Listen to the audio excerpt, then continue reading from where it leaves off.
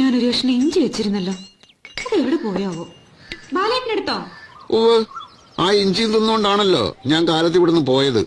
വഴിയിലൊരാൾ എന്നോട് ചോദിക്കുകയും ചെയ്തു, മുഖം എന്താ ഇഞ്ചി കടിച്ച പോലെ ഇരിക്കുന്നതെന്ന്. അല്ല, മീൻ കൊണ്ടുവന്നില്ലേ?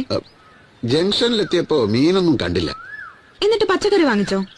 അത് ഞാനിന്ന് ഇത്തിരി കോഴിക്കറി വെച്ചാലോ എന്ന് ആലോചിച്ചു. അപ്പൊ കോഴിയെ വാങ്ങിച്ചോ? കോഴി അവിടെ ഇവിടെ നമ്മൾ വളർത്തുന്ന കോഴിയോ? ലോകത്തുള്ള എല്ലാ കോഴികളെയും ആരെങ്കിലും ഒക്കെ വളർത്തുന്നതല്ലേ ദേവി? അത് നടപ്പില്ല.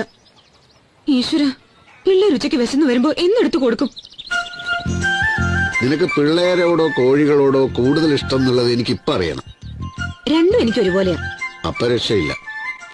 അല്ല, കാലത്ത് ഞാനൊരു കാര്യത്തിന് പോയിട്ട് അതെന്തായി, വായ്പ കിട്ടിയോ ഇല്ലയോ എന്നൊരു വാക്ക് ചോദിക്കാത്തത് എന്ത്? കിട്ടില്ലെന്ന് പോകുമ്പോഴേ അറിയാലോ. കൈക്കൂലിയെ പറ്റി എഴുതിയത് വായിച്ച് അങ്ങേര് തെറി